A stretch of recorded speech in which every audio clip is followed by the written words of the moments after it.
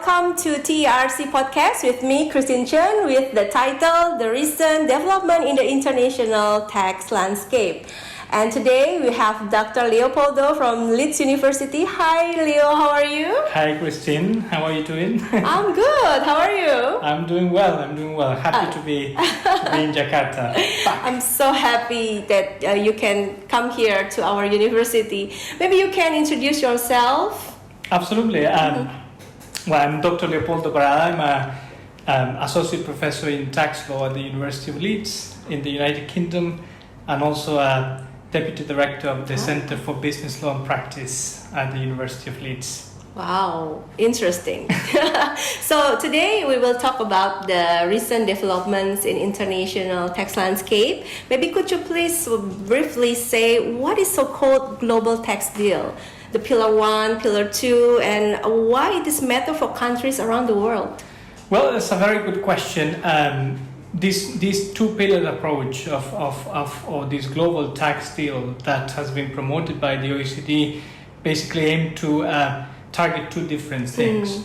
On one hand, you have this classic problem of how you tax business profits that are generated in a country when there is no physical presence at all. And this comes from issues, for years on how tax treaties they work, because we have this idea that treaties limit the capability of countries, to tax business profits if there is no physical presence in that country, right? That's Article 5 of Article 7 of the treaty. So Pillar 1 tries to address that problematic, how we tax those business profits, how we give rights to a jurisdiction where you have an amount of consumers located there, immobile, and how those countries can get some revenues. Then on the other hand, you have a complete different thing, which is Pillar 2. Pillar 2. Pillar 2 is entirely about tax competition, so how we set up a floor for tax competition, so trying to prevent that countries, they try to attract foreign direct investment in a sort of aggressive way, and they go into this very traditional idea of race to the bottom, right? So offering tax incentives in such a way in which they are going to achieve to a point in which they will just lose revenues. So the global tax deal tried to address these two different things in parallel. Now, whether they do it in the right way, whether this is going to be effective is a different question. Yes, of course. And as you mentioned before, Pillar 2 is about the implementation of a minimum effective corporate income tax worldwide. How do you think this part of the tax deal will affect the country's ability to compete using their tax system, especially developing countries like Indonesia, for example? Right. So that's correct. So Pillar 2 is trying to establish, this idea of a minimum effective corporate income tax of 15%. Yes. Through these rules that they link to each other, what happened in one country with respect to the other. So it's to put it in different words, we could think about this as a sort of a punishment for countries for taxing below of certain threshold. So the threshold now is this 15%. So the whole idea is that if a country doesn't tax at the level of 15%, another country will get the remaining part. Now, how that affects countries, and especially developing countries, and the idea of being attractive still in the global economy. Most of the developing countries, they have to deal with a series of, let's say, elements that they will be part of the attractiveness for investors. It's not only about the tax system, it is about other competitive advantages, infrastructure, labor. So now the idea of saying if a country doesn't tax sufficiently, another country will tax the remaining part, will limit the capacity of the countries to actually offer specific tax incentives. Yeah, a tax holiday, for example. A tax holiday. It can be a free tax zone that has elements of corporate income taxation. So that country now will have to decide either to repeal these incentives or transform that into something different, into perhaps a non-tax incentive even, right? So instead of offering a tax holiday, you can offer a direct subsidy. But it will be challenging because not all developing countries can do that from one day to another. Yeah, that's right. So like for Indonesia, for example, we give the tax holiday maximum 20 years.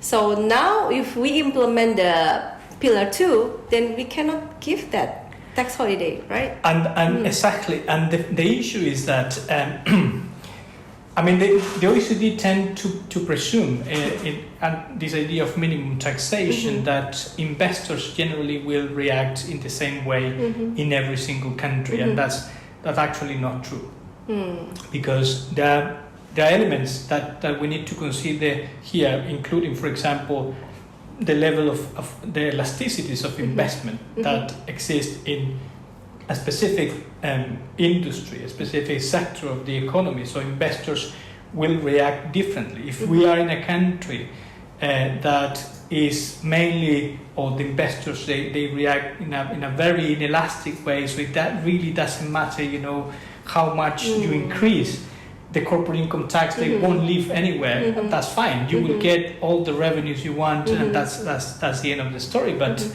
But on the other hand, if you are in a country that where investors react in a more elastic way, because they will simply say, well, now I have to pay a 15% effective corporate income tax. I have a neighbor country like Malaysia that offers me perhaps a better infrastructure. So they will move. Yes, they will move. I mean, and the issue is that if investors they decide to move, it's very difficult to bring them back. Yeah. Right? Because it's very challenging, no? It's absolutely challenging because in the end of the day, the OECD is selling this promise of revenues. So you get more revenues through Pillar 2. The revenues are there, and it's not necessarily true. It will be true only to the extent that you are capable to keep those investors in your countries. Otherwise, you have nowhere from where to get those revenues.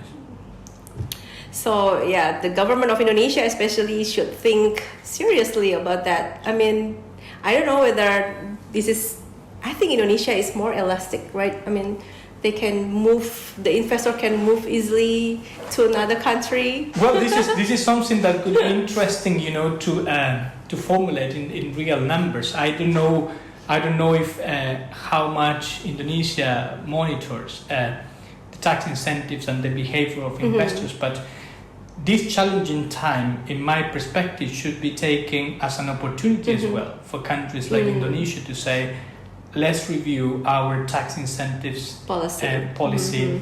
Let's see which one of those incentives are really effective to attract foreign direct investment, which ones are not, and we can simply repeal them and we won't lose anything because they don't create jobs, they don't attract capital flow. But if we have something important, if we have a specific incentive that is important, then the decision of how we implement this minimum tax should not just go bluntly like, oh yes, let's do it because the OECD says that. It should be more thinking about the interests of the country, because no one will come back from the OECD and say, oh, I'm so sorry, you lost all these investors. I'm gonna give you now an extra subsidy for that.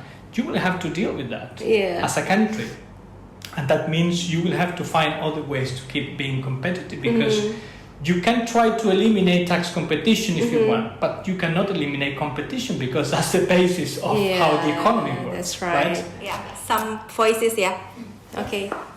So some voices have been raised in the tax literature regarding the legitimacy of the OECD to lead this transformational process, especially when it comes to the role of the so-called inclusive framework. How inclusive is in your view the participation of all countries in this debate? Well, that's a very interesting question, because the main issue with the inclusive framework is that is a little bit less inclusive than it sounds, and the issue is very clear for me. It's very different to invite countries to sit and listen and give them 1,000 pages of very technical things that they have to reply in very short time and say, I'm being inclusive that way because I'm inviting these countries to be part of this. There is no decision making in anything related to Pillar 1 or Pillar 2.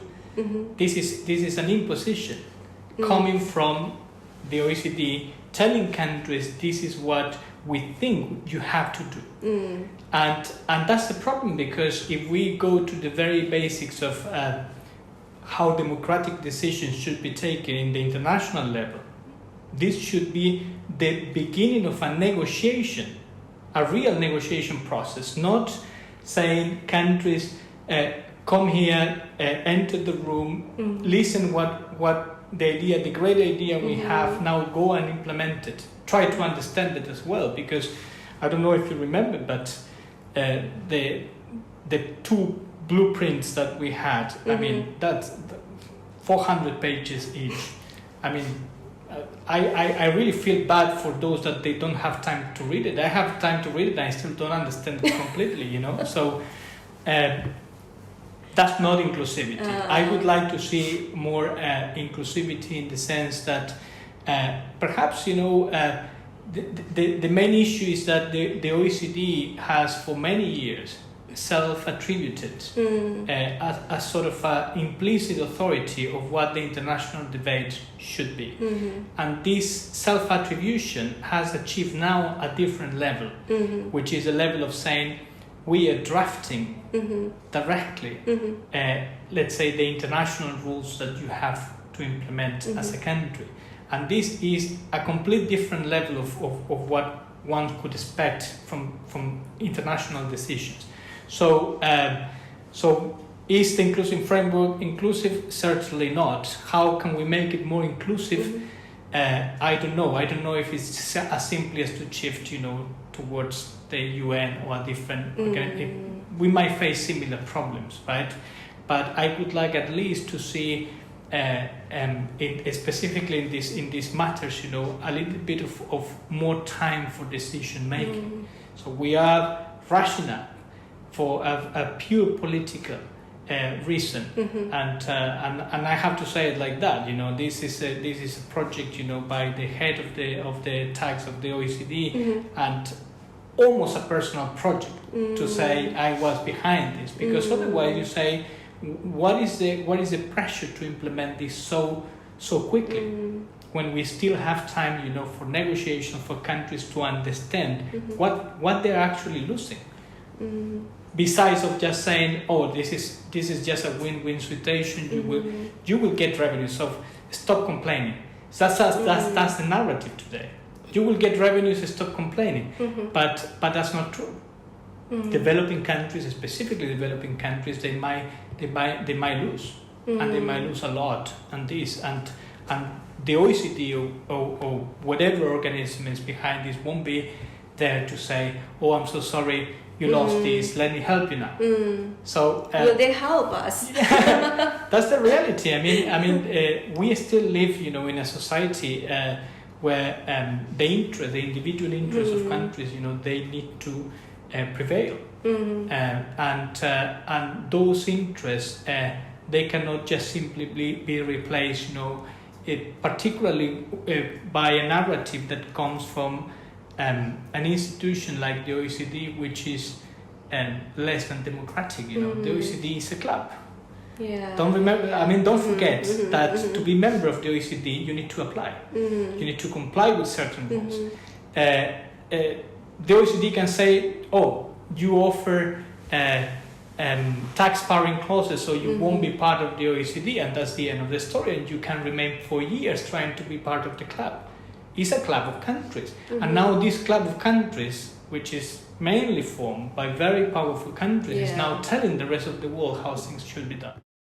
So if we talk about Indonesia, Indonesia has already issued the legislation that mandates the implementation of both pillars. That means we will have to face very soon in details of it.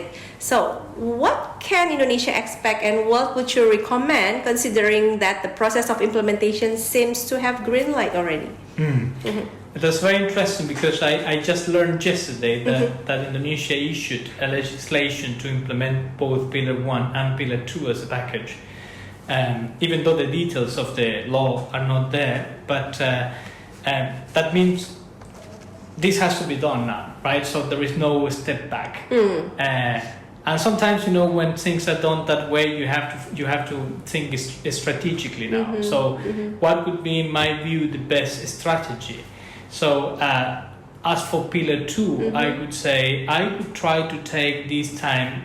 So before starting to draft the technicalities of the legislation, try to think what is the position that Indonesia will face after this is implemented. So specifically, what is going to happen with the corporate income tax incentives? What of those incentives can, for example, be transformed, be swapped into a different sort of incentive? So just to give you an example, let's say that you have a free tax zone that has corporate tax elements but also personal income tax elements, VAT.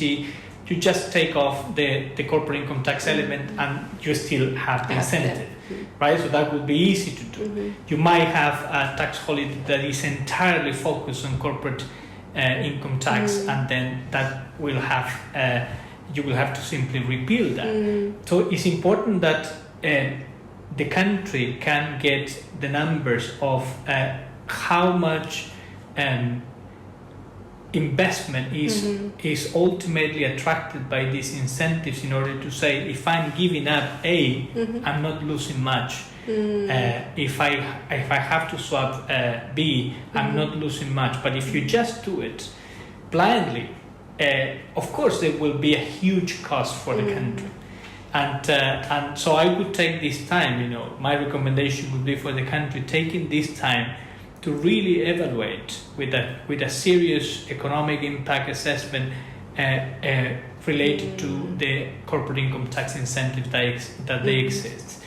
As for Pillar 1, I would say, unfortunately, there is not much to do there. I mean, perhaps there is a positive element of the implementation of Pillar 1, which comes with amount B and the idea of fixing a price for marketing and distribution activities. There will be, I would say, a plus in terms of avoiding transfer pricing litigation related to finding comparables, for fixing the price of marketing and distribution activities. But as for amount A, you will have to deal with how much is allocated, because remember that now we have the draft articles of the MLC, so the Multilateral Convention, and the Multilateral Convention is very clear that if you implement Pillar 1 and then you want to have a unilateral measure, let's say a digital service tax, then you cannot get any allocation of amount A.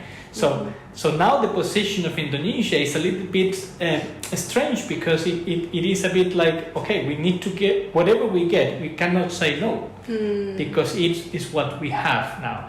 And that is strategically is a little bit complicated, because we don't know what's going to happen in the other side of the world, specifically in the US, where most likely this is not going to happen. And if this is not happening, I don't also see the European Union supporting Pillar 1 as they did it with Pillar 2. With Pillar 2, of course, it was support because there was a lot of lobby and they needed that. But with Pillar 1, there is not a single conversation taken at the level of the European Union to say we will also have a directive here. So who is going to implement Pillar 1 if the US says no? I don't know. Maybe only Indonesia. So hopefully not. But that's the thing, that happens sometimes, when you also buy, the narrative of benefits that the OECD created so quickly. So Indonesia was, I don't know, perhaps, under political pressure because you are trying to be members of the OECD, and also you have a leading position now in the Asian region. So you want to be, so to speak, compliant, but this can come with a really high cost, and that is something that unfortunately can become a sunk cost. Wow. So it means that, based on your point of view, it is not recommended that Indonesia to apply the Pillar 2 and Pillar 1. What do you think? I would say we need to separate things. I would say it's not. I would say for many countries it's not recommended. For Indonesia, it couldn't be recommended to the extent that Pillar 2, for example, comes with a serious layers of complexities that they don't exist in the corporate income tax system. I don't know how much corporate income tax revenues represent in the country, but might be very little, as in many other countries. So do we need to make the system more complex for extra peanuts in the revenues? I would say that's a very bad strategy. So, but if you have to do it because politically there is a huge pressure, and it happens sometimes. 2 weeks ago, I was in a very small country, Curaçao, and the debate was mainly, okay, so most likely we will endorse this because there is a political pressure, and that's why I believe we need to distinguish. If there is a political pressure and you have to implement this, well, then you have to do it in a very strategic way, not to affect your competitiveness internationally, because economy will go as usual, right? Yeah, and beyond the good intentions of the OECD of setting whatever floor of competition they want, the reality of businesses and the reality of the economy of countries is that countries will keep competing. They won't do it perhaps with corporate income taxes, but they will do it with personal income taxes, and they will do it with subsidies. Again.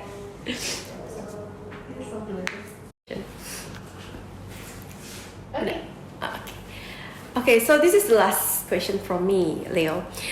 Pillar 2 seems to be on the way. The EU supports it, and the other Asian countries, such as South Korea and Japan, have enacted detailed legislation on it. However, Pillar 1 is still a big question mark. What is your takeaway if Pillar 1 is not implemented?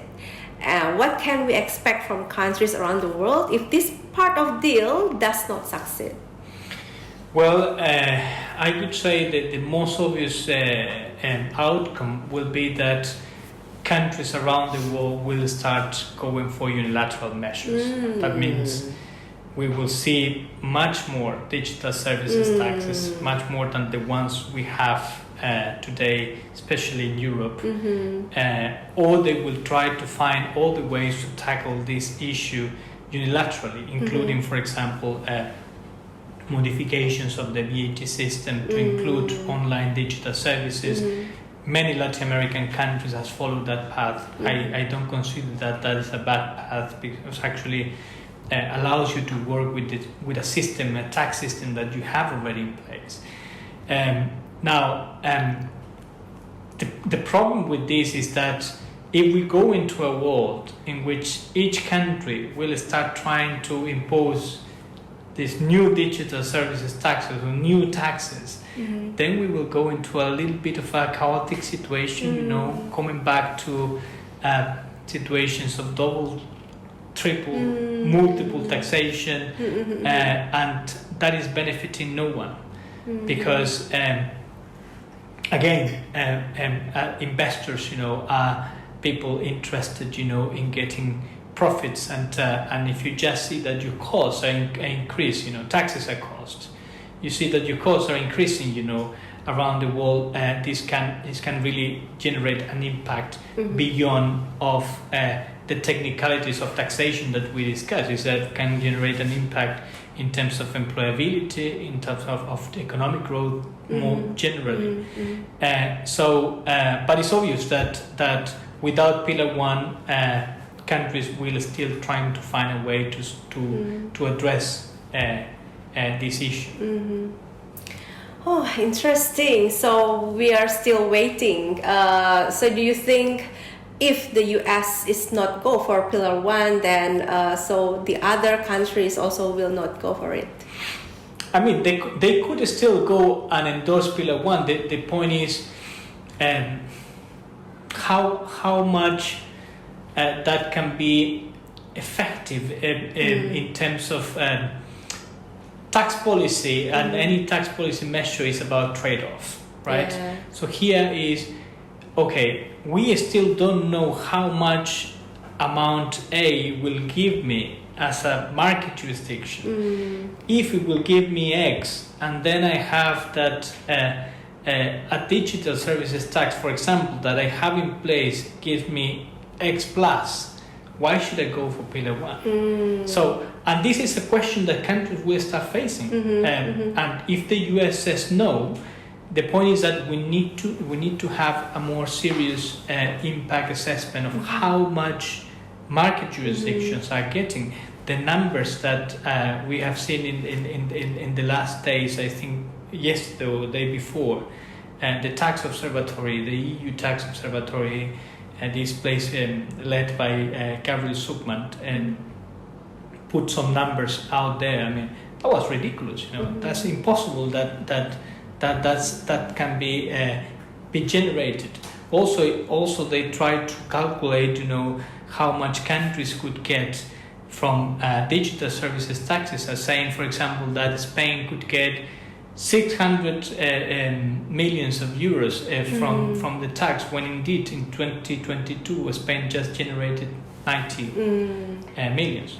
90 and 600 is a massive difference, Yes. right? So we are creating over expectations on countries, and and this is very important to know, because the OECD so far has been avoiding the main question, which is, where is the impact assessment?